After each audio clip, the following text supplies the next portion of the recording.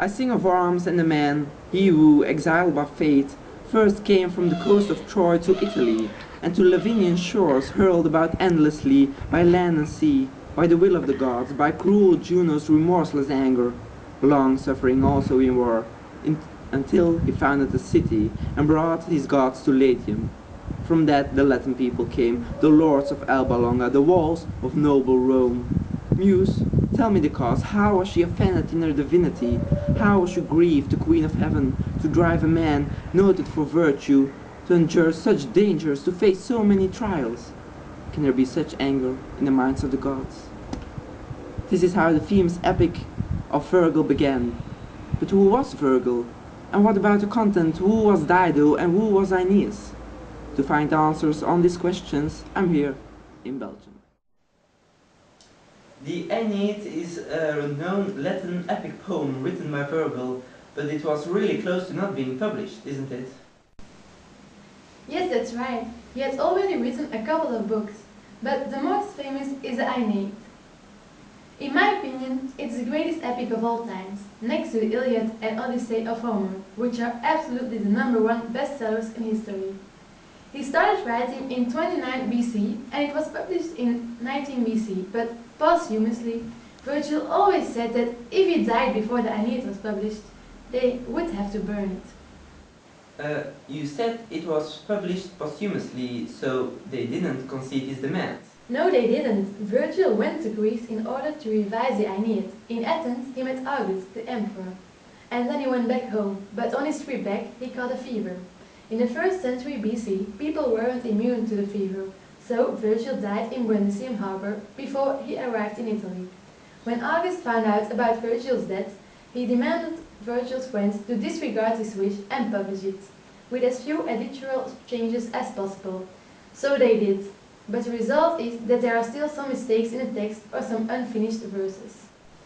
The Aeneid tells us about the travels of Aeneas to Italy to found a new city there, but who was this Aeneas exactly?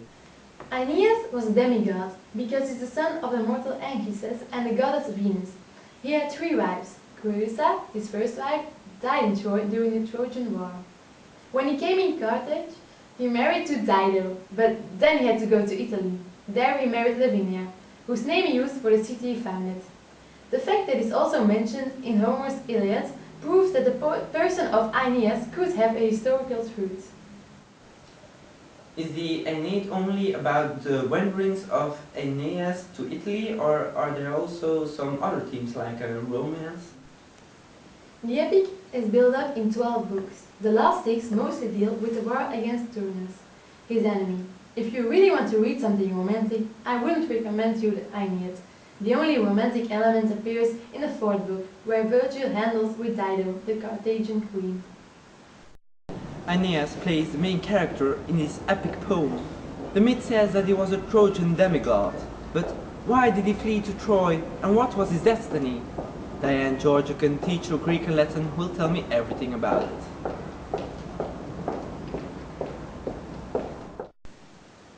The Aeneid deals with the journey of Aeneas to Italy, and there he has to found a new city, but my question to you is, why did he go to Italy? Was it his destiny or did someone ask him? Well, one day Aeneas was sleeping after a party to celebrate the end of the Trojan War. In his dream he sees Hector. He says he has to flee and he has to found a new Trojan city somewhere else. He adds that Aeneas has to carry the Penates to this new city. Like we all know, in meantime the Greeks sneaked out the Trojan horse and killed the sleeping Trojans. Aeneas woke up, gathered some followers and went with them, his son, his father, to the Trojan shore. But he forgot his wife. That's right. When they arrived on the coast, he noticed that his wife, Creusa, was missing. He went back to the city but didn't find her. Suddenly her ghost appeared in front of Aeneas. She said she was already in the underworld and that he didn't have to worry of leaving her, because she would be proud of him when he would have founded the new Trojan city. Here his wanderings began. He visited a lot of cities, but the most important one is Carthage, of course. They didn't just sail into Carthage, did they? No, they didn't. Juno, the goddess, had heard that the descendants of Troy would found a city that would destroy Carthage, Juno's favorite city. So, to prevent that Aeneas could found his new city, she sent a big tidal wave to his boats. The boats weren't destroyed, but they ended up on the coast of Carthage. Juno's plan failed. Aeneas fell in love with the local queen Dido. Juno was happy that Aeneas didn't proceed his journey, and Venus was happy because Aeneas, her son, was in love.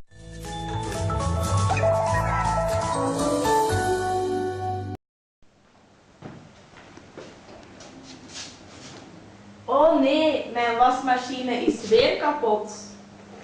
U heeft geen carbonate finish gebruikt. Uw glazen zijn allemaal aangetast. Dank u meneer. Sinds ik Calgonate Finish gebruik, zijn mijn glazen niet meer aangetast. Met Calgonit zijn uw glazen nooit meer aangetast.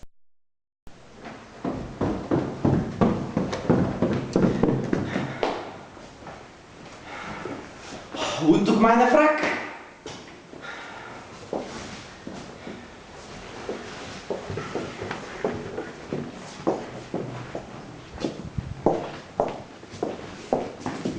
You know from nothing zekers? Ah, you took my frak. Nah, Give it back. no. Give it back, I said. You're pissing me off, that's what you're doing. Give it back. Sabine, coffee cook for you, eh?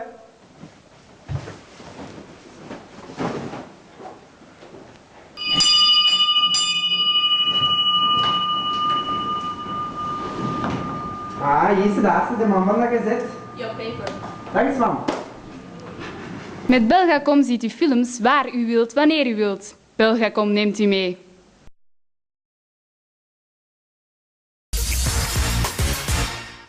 Een lekkere komkommersoep aan het maken. Nu hoop ik maar dat straks de cuisson van mijn vlees wel goed is.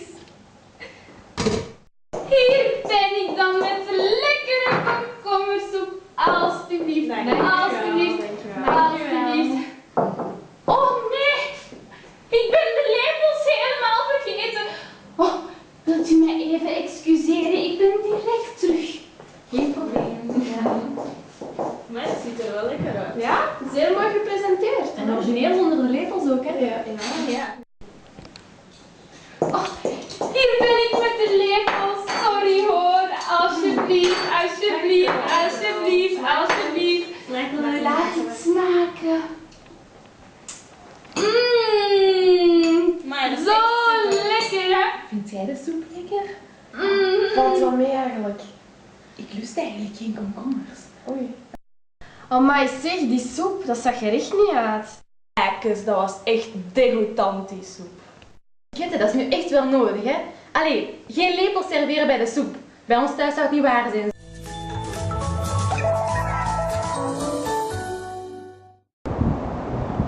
Just like Rome, Carthage has a marvelous legend for explaining its foundation. First, Dido lived in Tyros with her sister Anna, her brother Pygmalion, and her beloved husband Xiches. Pygmalion ruled Tyros. It was a Phoenician state, and he was jealous because his sister lived a prosperous marriage. So he wanted to kill both her and her husband. Dido could escape, but her husband was killed. I have a good colleague who knows everything about Dido. We have a lot of information about Dido and the foundation of Carthage. Well, yes and no. The Roman historian Timaeus of Tauromenium wrote about the foundation of Carthage, which would have taken place in 814 before Christ. In his works he mentions an Elissa, which is another name for Dido. This might be one of the oldest references, but it's not reliable, because he also wrote that the foundation of Rome happened in the same year. Although they haven't found evidence, most historians take 840 as the historical date of the foundation of Carthage. Then we've also got Junianus Justeus, who wrote Historiarium Philippicarium Libri 154. In this work we hear the same story. Dido went with some followers to a place on the coast of North Africa. Nowadays it's called the Gulf of Tunis. A A king was ruling there, Jarbas. Dido asked him if she could have a piece of his land. Jarbas said that she could have the land that she could cover with ox hide. Dido, smart as she was, cut the hide in fine strips until she had enough to encircle the entire nearby hill. On that hill she built a wealthy city, which would be powerful in war. But Jarbas just gave that piece of land to her? Yes, but when the city was raised, he proposed to her. Unfortunately for Jarbas, she wanted to stay true to her deceased husband. Of course, this is complete nonsense, because in book 4 of the Aeneid, Aeneas and she end up, by the will of the gods, in the same cave, and there they get married. Aeneas was working in Carthage when Mercury came, wasn't he? Well, yes, he was building houses when Mercury came upon instructions from Jupiter. He told Aeneas that he was doing the wrong thing, and he reminded him of his destiny, namely building a new Trojan city. But Aeneas knew that someday the gods would remind him of his destiny. So he commanded his team to prepare the boat so they could leave secretly. But Dido found out about their leaving. So she tried to persuade Aeneas to stay, but Aeneas wanted to concede the demands of the gods. What happened with Dido when Aeneas left? Of course, Dido was inconsolable. She was standing on the hill and observing the ships. Then Aeneas looked back one more time, and Dido screamed that Carthage will always be the arch-enemy of the new-found city.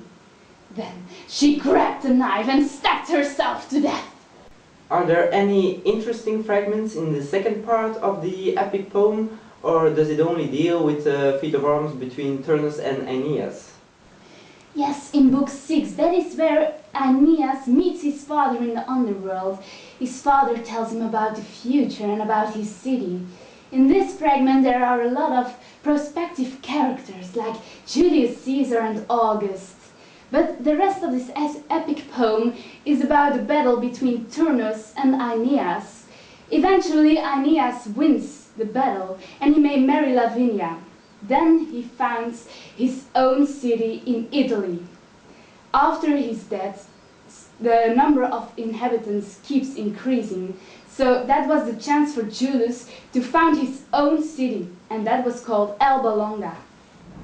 Although the story of Dido and Aeneas isn't the head theme of the Aeneid, it was a real inspiration for many authors, painters and other artists. Even in class you deal with this text, and apparently it's a great theme for a creative assignment. I'm Michael Hood, see you next time.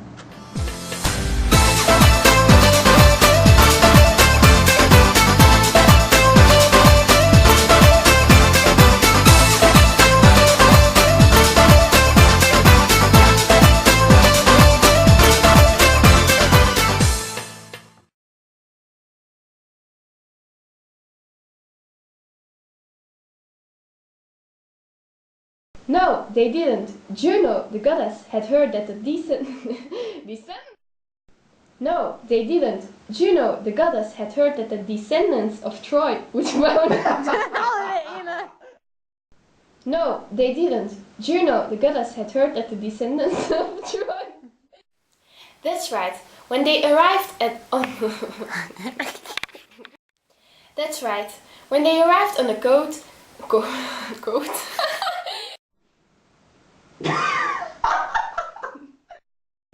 Hier ben ik met de lekkere komkommersoep. Dank u. Alsjeblieft. Dank u wel. Alsjeblieft. Amai, dank u wel. Alsjeblieft. Schoon. Oh nee, ik ben de lepels helemaal vergeten. Wacht even. Maar dat ziet er lekker uit. Ja, ja. Amai, ik vind het ook wel. Mooi gepresenteerd. Ja, we laten we proeven. Zonder lepels. Nou ja, met de lepels. Hier ben ik dan met de lekkere komkommersoep. Alsjeblieft.